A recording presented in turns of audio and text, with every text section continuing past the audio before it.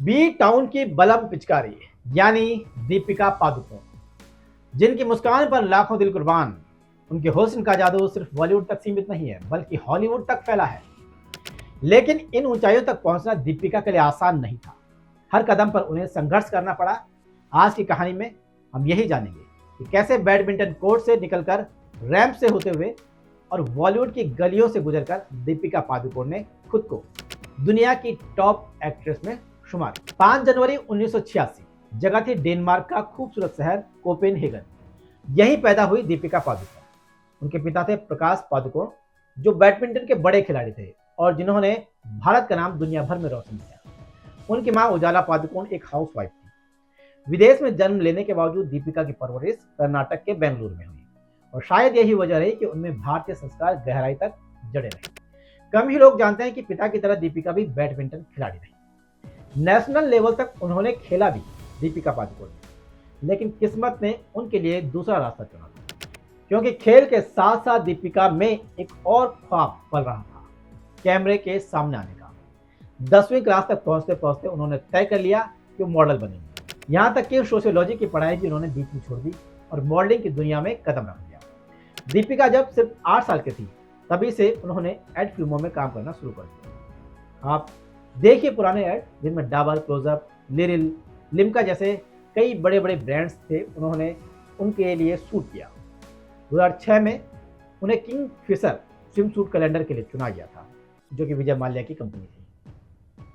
यहीं से इंडस्ट्री में उनका नाम तेजी से फैलने लगा और उन्हें बेस्ट मॉडल अवार्ड मिला और किंग फिशर एयरलाइंस की वो ब्रांड एम्बेसडर भी बन गई। लेकिन दीपिका का सपना बड़ा था। उन्हें सिर्फ रैंप नहीं बल्कि बड़े पर्दे पर चमकना था। 21 साल की उम्र में उन्होंने मुंबई का रुख किया।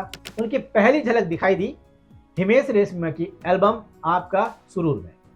इसके बाद साल 2006 में उनकी पहली कन्नड़ फिल्म ऐश्वर्या रिलीज हुई। फिल्म चली, लेकिन दीपिका को वो पहचान नहीं मिली, वो स्टार नहीं बन पाई जिसके उन्होंने सपने देखे। फिर आया साल 2007, दीपिका की जिंदगी का टर्निंग पॉइंट। फराह खान की फिल्म ओम शांति ओम में उन्हें मिला एक बड़ा मौका और सामने थे किंग खान शाहरुख। फिल्म का कॉन्सेप्ट था पुनर्जन्म का, लेकिन असल जिंदगी में दीपिका का बॉलीवुड में यह नया जन्म था। फिल्म ब्लॉकबस्टर साबित हुई। दीपिका, जिन्होंने अपने पहले ही रोल में सबका दिल जीत लिया, इसके लिए उन्हें बेस्ट फिल्म डेब्यू का अवार्ड मिला। इसके बाद दीपिका ने पीछे मुड़कर नहीं देखा। लव आजकल, हाउसफुल, कॉकटेल, चेन्नई एक्सप्रेस, रामलीला, पीकू, बाजीराव मस्तानी, पद्मावत और हाल ही में जो फिल्म आई थी पठान, हर फिल्म में उनकी हिट रही और हर फिल्म ने उन्हें नई ऊंचाइयों पर पहुंचा दिया। 2009 में चांदनी चौक टू चाइना के लिए उन्होंने जापानी मार्शल आर्ट तक सीखा और अपने सारे स्टंट खुद किए। वहीं पीकू और रामलीला के लिए उन्हें बेस्ट एक्ट्रेस का नेशनल अवार्ड भी मिला। हॉलीवुड में भी उन्होंने अपना झंडा गाड़ा।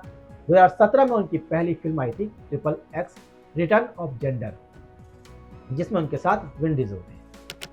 सफलता के साथ साथ विवाद भी दीपिका के कदम चूमते रहे।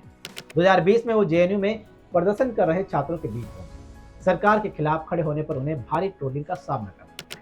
इसके अलावा सुशांत सिंह राजपूत की मौत के दौरान ड्रग्स मामले में उनका नाम भी उछला। वहीं पद्मावत पठान को लेकर भी विरोध और बहिष्कार की लहर चली। लेकिन खास बात यह रही कि दीपिका ने कभी जो ये नेगेटिविटी थी ना, इसको अपने अंदर या अपने ऊपर हावी नहीं होने दिया और वो हर बार मुस्कुराती रही और अपने काम से जवाब देती रही। अब बात करते हैं दीपिका की पर्सनल लाइफ की। मॉडलिंग के दिनों में उनका नाम निहाल पांड्या से जुड़ा। फिर विजय माल्या के बेटे सिद्धार्थ माल्या के साथ भी उनका रिश्ता चर्चाओं में रहा। 2008 में बचना ए हसीनों की शूटिंग के दौरान रणवीर कपूर के साथ उनका अफेयर सुर्खियों में रहा।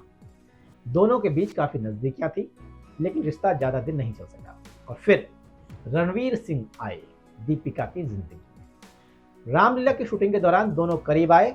6 साल तक एक दूसरे को उन्होंने डेट किया और फिर उन्होंने डिसाइड किया कि चलो अब शादी कर लेते हैं और 14 नवंबर 2018 को इटली में उन्होंने साथ फेरे लिए। भले ही बीच बीच में दोनों के तलाक और अनबन की खबरें आती रहती हैं, लेकिन आज भी ये दोनों बॉलीवुड की सबसे चर्चित जोड़ियों में एक है। दीपिका पादुकोण की कहानी सिर्फ एक ग्लैमर गर्ल की कहानी नहीं है, ये उस लड़की की कहानी है जिसने बैडमिंटन कोर्ट को छोड़कर फिल्मी दुनिया को चुना तो वहां भी छा गई। उन्होंने साबित किया कि मेहनत और आत्मविश्वास के दम पर कोई भी लड़की अंतर्राष्ट्रीय मंच तक पहुंच सकती है। आज दीपिका न सिर्फ एक सफल एक्ट्रेस है, बल्कि डिप्रेशन जैसी गंभीर बीमारी से लड़ने वाली एक फाइटर भी है।